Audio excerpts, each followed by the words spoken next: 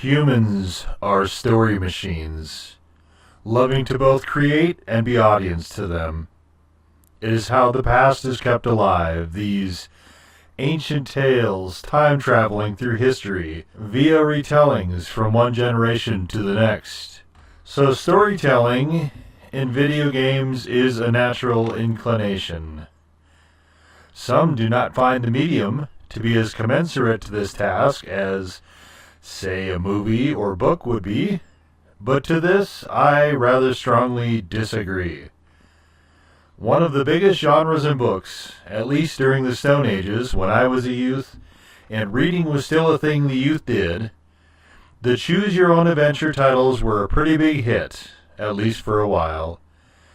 Indeed, in video games, we see a strong popularity in branching narrative games, which amounts to essentially the same difference. As I have long been a lover of literature, story games have a strong pull on me. I don't always understand why I like certain genres, but walking simulators have had a similar gravitational effect. I suspect it is the idea of a game focused on what I naturally try to do when playing other games, which is to explore the living shit right out of the environments a given game will put me in. And this is probably why I loathe games that are overly dark or rely on a conical lit area. I obviously cannot undertake that mission in such a setting. Walking simulators frequently focus on exploration. Walking simulators also tend to be story-driven. So this is combining two great tastes that taste great together for me. Your eyes are square, huh? Even more engaging and tickling to my sensitive brain bits, a walking simulator will often be pretty graphically intensive, detail-rich, and is frequently moved to visual storytelling, quite literally choosing, showing, over telling. Obviously, there are other facets to other genres I enjoy considerably, and perhaps the best thing about walking simulators, generally, is that they are relatively short, so as both not to overstay their welcome, but also to be more of a refreshing palate cleanser. Tell Me Why was a game that came out from a studio called Don't Nod, which is a palindrome along the lines of Taco Cat, or it was. I think they have since changed it to the more overtly commanding Don't Nod. At the time, it was a palindrome, and no, this doesn't really matter, but I found it kind of interesting. They also did the Life is Strange series, the newer Banishers game, and a game that eventually did wear out its welcome for me, Vampire. They do seem to prefer delving in extrasensory or supernatural powers for their various games. I always found the naming convention of Tell Me Why to be kind of a curious one, as it is inherently a directive, but in this case it seems more please understood, with the please coming either before or after the title. I think I've gone as far as I can without a spoiler warning, so if you intend to play this now roughly 5-year-old game, and you absolutely should, without reservation, the whole game is free for the entire month of June every year, and you want it to be fresh, this is your warning that I will probably be spoiling the shit right out of this thing.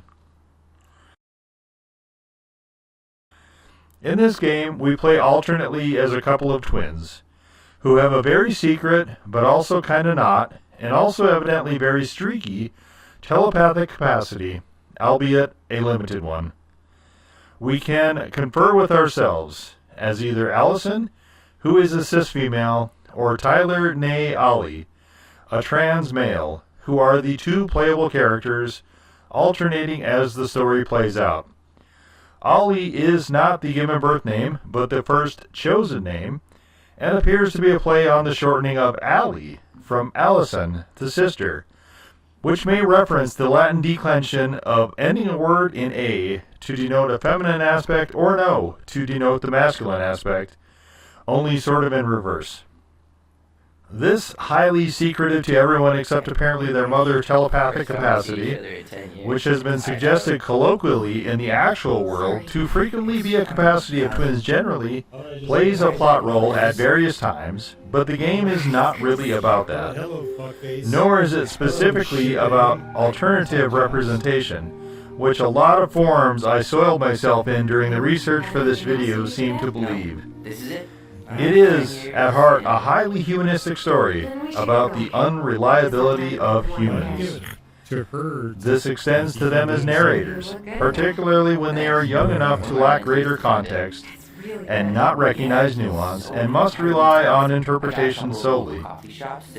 In this setting, the twins must unravel the mystery of what happened with their mother during the highly traumatic climactic event that creates the hard line of before and after in their still relatively young lives. Of the two, Allison appears to be the one more psychically harder hit of the two, perpetually on the edge of a nervous breakdown, while Tyler/Ollie, as a child, lived in and out of seemingly perpetual terror, but has largely shed that debilitation over time. I said this telepathic power was streaky, as, by the end of the game, the two are able to communicate without any difficulty, with one sat in the old house in Delos Crossing, and the other in the closest big city, that of Juneau. The town in this game is fictional, although it appears to be largely based on a very small village called Una, which currently has a population of under 1,000 people. Yet they were not able to communicate at all, from what we can gather, during the entire decade they were forcibly separated after the trauma event. For most of the game, we are led to believe that telepathy is proximity-based, which makes it slightly confusing why they also did not communicate at all, aside from sporadic handwritten letters during their time separated. Possibly they attempted telepathy, but if that failed, why? Oh, paper airplane's still there. If they did not attempt it, despite their many promises to each other and their overarching sense that they are the only two family that they know of they have left, why did they not try? They returned to each other, ostensibly to sell the family property, which has lain dormant and in limbo, aside from sporadic attention from town drunk and handyman Sam, who has kept all the buildings not only standing but in relatively decent shape. Along the way, for closure, they try to pick up the pieces and uncover the mystery while sifting through the old house and various possessions. We are introduced to the side characters in a pretty interesting way. Allison is very familiar with them all, having not left the area since her mother's death, and is in contrast to Tyler, who remembers them at most very casually and is initially leery of their presences, almost without exception. Because this is set in very rural and largely isolated Alaska, we have some gorgeous scenery. This game often looks just beautiful. There is a rapt attention to detail that is frequently remarkable, particularly with the interiors of the house, with lots of craft and kitschy items and bric-a-brac strewn here and there. Other high notes are a lot of ideas the game presents, such as the Goblin Book, rife with metaphor and allegory, which also contains a number of clues and is actually more than pretty set piece, but actively useful. The voice acting and the sound design are also top-notch. There are a couple of staggeringly heavy and intense scenes, which are absolute memorable highlights and utterly phenomenal wizardry. Mechanically, this is one of the slower walking simulators, but the game very wisely moves you quickly on, once it has either shown you directly or exposed to you whatever is compelling in a given area, so it mostly doesn't get overly tedious. Back to the track though. Now that the twins are adults, they want the full story. I think this would have been a much different game if the tell me why part was an actual command, and the twins could use their telepathic mind powers to rip the answers from the minds of other characters. But obviously the devs chose to go the more heavily emotional route. So, Along with unreliable narration, we also see a massive focus on dealing with grief, which colors the entire game, stem to stern, with none of the other characters we encounter untouched by this, which is about what you'd expect from a game in this setting. The twins want the full story, which means that we, as player, also want the full story, and so we set about trying to discover it. The police don't want to give us the full case file, for some reason. Allison has been living with the chief, who has also been secretly paying for Tyler's presence at a youth camp called Fireweed. But in all those years, Allison never sought to press the issue. The chief has parental custody of Allison, in fact, and winds up making decisions in this gray area, or void, known as what is best for the child. He is clearly struggling with Allison, trying to help her as best he can, a task to which he finds himself much less adequate than in being police chief, as well as Allison no longer being a child. It is implied this is because he lost his mate to a fall off a cliff and was never able to get over it, but there are many mysteries here we are not able to explore. We find out that he directly lied to Allison and told her she was not accepted at a drama school. We find the actual letter of acceptance for her when snooping through other files in his office, but other than Allison noting it with a "what the fuck," it is not taken further. So, we never discover why he lied to her about this. Instead, the whole matter is simply relegated to be one more piece of ammunition for the distrustful Tyler, who wastes no time capitalizing on the argument of, well, if he lied about this, what else has he lied about? I find this a missed opportunity on the part of the devs, and they seem to be intent on painting Chief Brown as a good-hearted, though misguided father figure, which is belied after Allison craters inside the police station and whisks herself away to some outside steps in order to have a panic attack. This has been ongoing, but Chief Brown did not ever seek to get her into therapy, even after that night, and despite shunting then Ollie off to a separate facility entirely.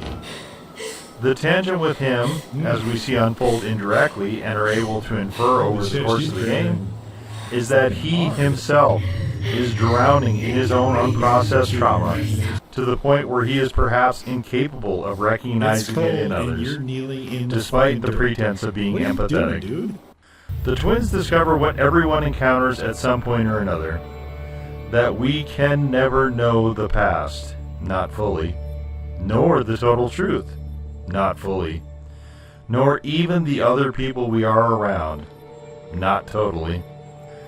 So the questions of why their mother kept her agony to herself, or what was actually going through her head the night she decided to try to comfort her clearly freaking out child by standing on the dock, in the rain, at night, holding out one hand, whilst holding a loaded shotgun in the other. They do eventually discover an explanation that covers this, along with some other secrets, such as that of an elder brother who survived less than 2 months, and who is buried under the very ground they romped over playfully in their early years. There are other mysteries, of course. The game tries very hard to conceal who the father of the twins is, but if you're paying attention to their facial structure, it is telegraphed very early. Actually, I don't know if I can. As you are then systematically introduced to the other characters, it becomes clear not directly who it is, but who it cannot reasonably be. You only meet a handful of these other characters. It can't be Tessie, the restaurateur and grocery store keeper's wife. It can't be Denise, the dog lady cop. It can't reasonably be Greg's, the very side character other cop. It can't be Sam, who is mostly a love-struck old hound pining over the mother, Mary Ann, but who also was kept strongly at bay by her, relegated permanently to the friend zone. It also can't be Michael, who is the twins' relative same age. It could be Chief Brown, who the game more strongly teases, but then drip feeds enough information to make it clear that is not the case. This then leaves the grocery store shopkeeper and hopeful politician Tom Beachy, who shares a similarity in the aforementioned face structure, and who is the only other male with enough of a presence in the game for this to be a possibility. At one point, Tom elects to try to set a fire in the center of the shed. He knows the twins are sifting through stuff in the house in anticipation of selling it, so if he didn't want to hurt them, as he claimed, why do that? Why did they just leave in their There was a box hidden under the floorboards from their mother, but how did he know about it? Or was he trying to burn the ceiling instead, as the game makes it a point to note the soot there from the fire? Why was he trying to do either? How did he know to try to burn either? Why was he attempting arson now, instead of at literally any time in the intervening decade? There's a secret loft, which Sam knew about since he built it, and a secret handle to access it, which he eventually tells Allison about, and which is one of the more incredible set pieces. But why was he keeping that secret? What was that all about? Also, how did Mary Ann find the time to do all that intricate shit? Did Sam go up there himself? If not, why not? And perhaps the biggest mystery of all within that shed, what was under that tarp? If they're going through stuff, looking to see what's valuable enough to sell, why not look there? I don't know. Surely it is something large enough to be worthwhile to account for. Surely. You can glean various insights into the characters by a careful reading of the children's goblin book. Some of them are more obvious than others. The goblins are the twins, the princess is Mary Ann, the bear is Sam, the moose is Chief Brown, the pious pelican is the overtly religious Tessie. The main villain, that of the Mad Hunter, is revealed to be Tom, geared up in fishing slicks, but why? What was he hunting exactly? Also, what is the story of the hunter losing his left hand meant to be? Tom is revealed to be the worst kind of coward, just a total piece of shit, and not even remotely the overarching physical threat the actual Mad Hunter presents, which is curious. Because the entire book is meant to be allegory and metaphor from a very visibly struggling Mary Ann, we again are brought back to the idea of unreliable narration, this time at the hands of a person wading deep into the waters of mental decompensation. The twins, at least in my playthrough, ultimately decide she was suicidal after CPS was brought to the fore, unable to handle the possibility that she would lose her child, yet again, only this time doubled. The shotgun, interestingly, winds up as much more of a focal point. It's a shrine. It is nearly inconceivable that she meant it for that Ollie, and the game goes out of its way to make the point that that would be so far out of character for her as to be anathema. Did you see anything? It's a shrine. Yet the last decade, No. Tyler has been under that assumption, along with living the lie that he killed her, that he was responsible for her death by a stabbing. Also, We discover that Allison stabbed their mother, but not in a fatal way, with the mother's death being from drowning. Light on them to be This able to also charge out. incidentally makes no sense and is perhaps indicative of shoddy police work. Mary Ann was stabbed in the back with scissors. If she was facing down then Ollie with a fucking shotgun on a dock with limited space, how did he get around her to stab her in the back? If the scissors were recovered, did the police just not bother to do any fingerprint analysis? The stab wound should have been in her front, had he actually done it. Also, how did she drown in what would likely be relatively shallow water next to the dock, that she could probably stand up in and be above it? Unless she fell into the frigid water and just gave up? Look at this. Tom sees her fall in the water and flees into the forest, vanishes into the night itself, instead of, as the main adult, coming in to help or guide the troops. The kids also seem to make no move to try to pull her out of the water either. Okay. Back to the shotgun, the double-barrel shotgun. The game suggests she was going to use it on herself, or the kids and herself, but why did she have it? Living in here. It was recovered unfired, but why did she have it at all? Oh, is that where the It was shotgun Sam's is? shotgun, but why did he give it to her? It is unclear whether he or Mary Ann made the specific shotgun mounting plate for it on the wall of the shed, but also, why there? Sure, high up and out of reach of the goblin children, fine, but the shed was very locked, with no way in other than keys, so what was the point of her keeping it there?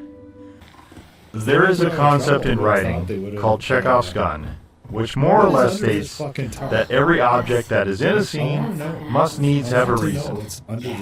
In video games and in life, this doesn't really hold, with a lot of things just there for texture or decor. In video games, this is usually meant to help a sense of immersion. But the aforementioned narrative principle does apply when attention is called or directed to something. All of these elements, the letter for the drama school, the shotgun, the staticky twin telepathy, the stories in the Goblin Book, the goddamn fucking tarp in the shed, are made prominent, but the game refuses to tie up the loose ends neatly. Maybe this is meant to be more referential to the sloppiness of human life and relationships, where things are almost never clean-cut or cut and dried, despite efforts to the contrary. Developers, artistes want to make their creations memorable, but sometimes that can be for the wrong reasons, which then come across as missed opportunities, such as the many open-ended questions present in this game, not the least of which is, seriously, what the absolute fuck is under that goddamn fucking tarp in the shed? All he wanted was that box. As always, thanks for watching.